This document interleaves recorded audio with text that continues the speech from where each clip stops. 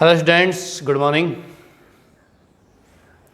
Class 8th, and today we will take your new topic, that is voice.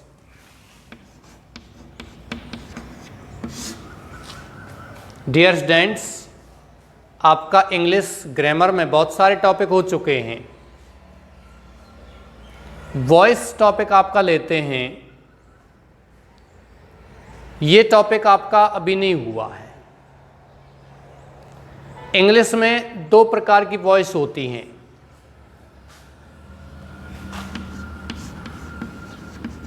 There are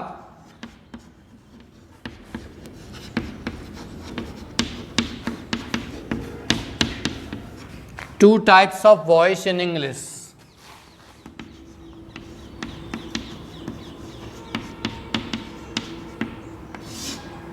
कितने प्रकार की होती हैं बच्चों? दो प्रकार की होती हैं. First is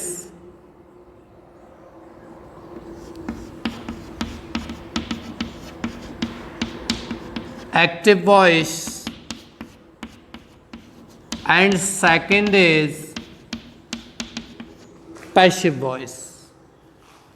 dear students, first is active voice and second is passive voice. Dear students, in Hindi and Sanskrit, the third type of voice is imperial voice. Sanskrit भाषा में एक वॉइस और होती है जिसको हम कहते हैं imperial voice, यानी कि भाववाच्य. But in English, we will study only two types of voice, that is active and passive. We get active voice sentences in examination and we have to transform them into passive voice. Dear students, परीक्षा में हमें active voice दी हुई आती है और हम उसको passive voice में चेंज करते हैं. लेकिन जहाँ कंपटीशन की बात करते हैं तो कॉम्पिटिटिव एग्जाम्स में, प्रतियोगिता की परीक्षाओं में ये जो वॉइस होती हैं ये पैसिव वॉइस भी आपको आ जाती है और वापस एक्टिव वॉइस में बदलवा देता है. एक्टिव को ट्रांसफॉर्म पैसिव में और पैसिव को ट्रांसफॉर्म एक्टिव में, इस प्रकार से हो जाता है. ओके डियर्स, चलिए यहाँ एक्टिव और पैसिव के बारे में बात करते हैं.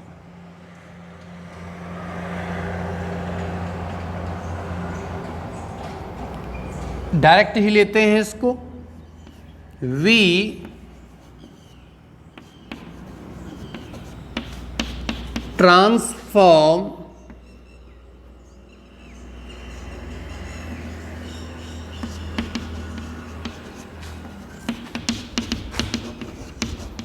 a transitive verb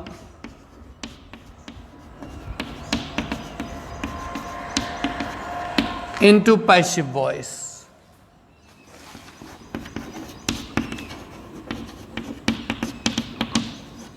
Intransitive verbs are not transformed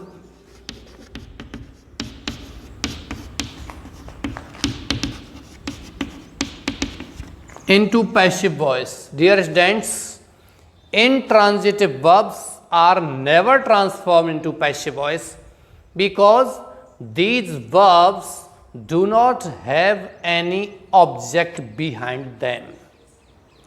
Intransitive verb का मतलब होता है अकर्मक क्रिया. क्या होता है बच्चों? Intransitive verb का मतलब होता है अकर्मक क्रिया, और हम अकर्मक क्रिया को पैसिव वॉइस में ट्रांसफॉर्म नहीं कर सकते क्योंकि उस क्रिया में कर्म है ही नहीं. और एक्टिव वॉइस का मतलब होता है कि ऐसा सेंटेंस जिसमें कार्य कर्ता के द्वारा किया जाता है या कर्ता को प्रधान मानकर किया जाता है. कर्ता के रूप में होता है, सब्जेक्ट के रूप में होता है. जबकि पैसिव वॉइस में कर्ता जो होता है वो ऑब्जेक्ट के रूप में होता है, कर्म के रूप. काम तो पैसिव वॉइस में भी कर्ता ही करता है, लेकिन जो एम्फेसाइज किया जाता है, जोर दिया जाता है, वो कर्म पर दिया जाता है. और जो काम करने वाला होता है वो भी कर्म के रूप में होता है, जबकि कर्म होता है वो कर्ता के रूप में होता है।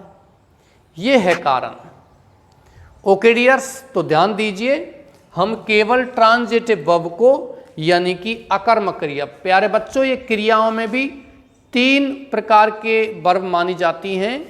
एक तो ट्रांजिटिव वर्ब सकर्मक क्रिया जिस क्रिया के साथ में कर्म होता है, एक इनट्रांजिटिव वर्ब यानी कि अकर्मक क्रिया जिसके साथ में कर्म नहीं होता है, एक होता है डाइट्रांजिटिव वर्ब या कह सकते हो डबल ऑब्जेक्टिव सेंटेंसेस, ऐसे वाक्य जिनमें 2 कर्म होते हैं। या डाइट्रांजिटिव वर्ब का मतलब ऐसी वर्ब जो अपने पीछे 2 कर्म लेती हैं, सभी क्रियाएं नहीं लेती हैं। कुछ क्रियाएं बच्चों एक भी कर्म नहीं लेती हैं, कुछ क्रियाएं एक ऑब्जेक्ट लेती हैं और कुछ क्रियाएं ऐसी होती हैं जो 2 कर्म को लेती हैं। I went to Jaipur, I purchased a book, I teach you English. अब इन तीनों सेंटेंसेज में ऊपर वाला सेंटेंस है इनट्रांजिटिव वर्ब का, इसका हम एक्टिव से पैसिव नहीं बदल सकते। We can not transform this sentence into passive voice. I purchased a book, मैंने एक पुस्तक खरीदी, इसको हम किस में बदल सकते हैं? इस सेंटेंस को हम ट्रांसफॉर्म कर सकते हैं किस में बच्चों? पैसिव वॉइस में। इसमें एक ही ऑब्जेक्ट है ए बुक, लेकिन नीचे वाला जो वर्ब है टीच, इसमें डबल ऑब्जेक्ट दिया हुआ है, एक तो यू और एक English. Such verbs are known as ditransitive verb, ऐसी क्रियाओं को हम डाइट्रांजिटिव वर्ब कहते हैं या डबल ऑब्जेक्टिव सेंटेंसेज वाला वाक्य कहते हैं इसको। ऐसे सेंटेंस जिसमें 2 कर्म होते हैं, डबल ऑब्जेक्ट होता है। ओके डियर्स, चलिए पता कैसे चलता है कि इसमें 2 कर्म हैं, इसमें 1 कर्म है, इसमें एक भी कर्म नहीं है? प्रिय विद्यार्थियों, कर्म 2 होते हैं, एक सजीव कर्म और एक निर्जीव कर्म। सजीव कर्म होता है वो किसे व किसको के प्रश्न पर आता है, निर्जीव कर्म क्या के प्रश्न पर आता है, किसे व किसको और क्या का प्रश्न करने पर भी यदि आपका कर्म दिया हुआ नहीं है या कर्म नहीं आता है तो वो कहलाता है इनट्रांजिटिव वर्ब। चलो देखते हैं। आई परचेज्ड ए बुक, मैंने एक पुस्तक खरीदी। क्या खरीदी? एक पुस्तक, that is the object. I teach you English, मैं तुम्हें अंग्रेजी पढ़ाता हूँ। क्या पढ़ाता हूँ? अंग्रेजी। एक कर्म तो यह है। किसे पढ़ाता हूँ या किसको पढ़ाता हूँ? तुम्हें या तुमको पढ़ाता हूँ, ये दूसरा कर्म हो गया। तो ये सेंटेंस डबल ऑब्जेक्टिव वाला। ऊपर वाला सेंटेंस है आई वेंट टू जयपुर, मैं जयपुर गया। क्या गया? कोई जवाब नहीं। किसे गया? किसको गया? कोई जवाब नहीं बच्चों, कोई जवाब नहीं है, तो ये इनट्रांजिटिव वर्ब है। और इसमें अपन बात करते हैं कहाँ गया, तो जवाब आ जाएगा जयपुर गया। लेकिन कहाँ से प्रश्न करने पर आपका ऑब्जेक्ट नहीं आता है, कहाँ से प्रश्न करने पर आपका आता है एडवर्ब ऑफ प्लेस, स्थान को व्यक्त करने वाला एडवर्ब यानी कि क्रिया विशेषण। Okay, we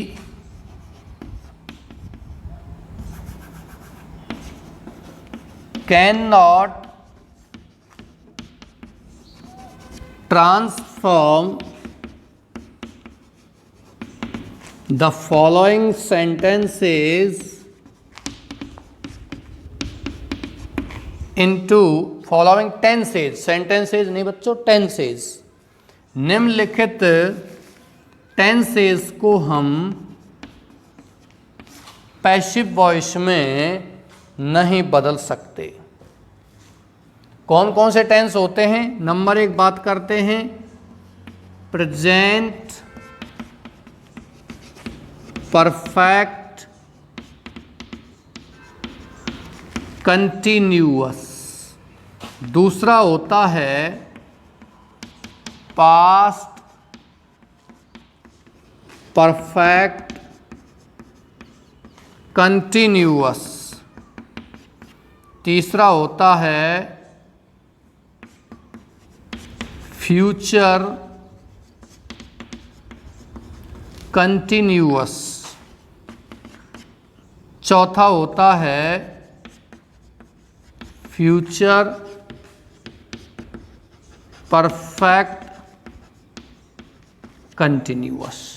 These are 4 tenses and we do not change or transform these tenses into passive voice. Why?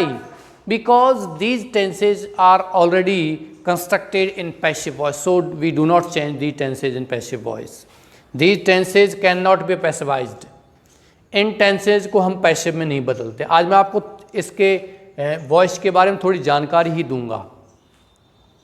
Voice को कैसे हम चेंज करते हैं वो कल के वीडियो में पता चलेगा बच्चों।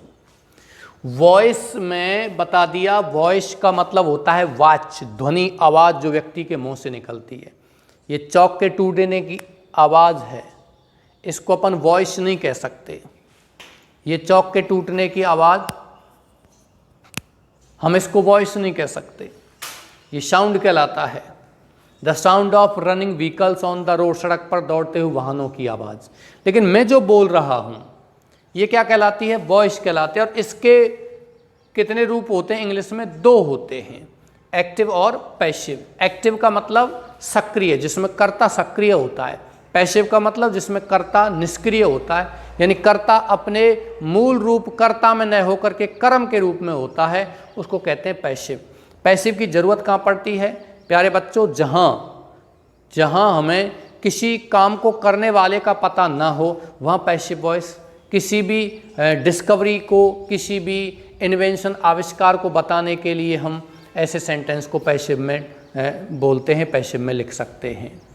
The Taj was constructed in Agra, Taj Mahal Agra में बनवाया गया था। We do not know who is the constructor of the Taj, हम नहीं जानते कि शाहजहाँ के द्वारा ताजमहल बनवाया गया था। Bulb was invented in America, bulb का आविष्कार अमेरिका में किया गया था। We do not know Thomas Alva Edison invented bulb. तो जिसके कर्ता के बारे में, डूअर के बारे में हम नहीं जानते हैं, तो उसको आप लिख सकते हैं। ओके डियर्स, आप इसको कॉपी कीजिए। कल मैं आपको यहाँ ये बताऊँगा कि कैसे, how do we transform an active voice sentence into passive voice. Okay dears, चलिए इसी के साथ मैं क्लास समाप्त करता हूँ। Thank you.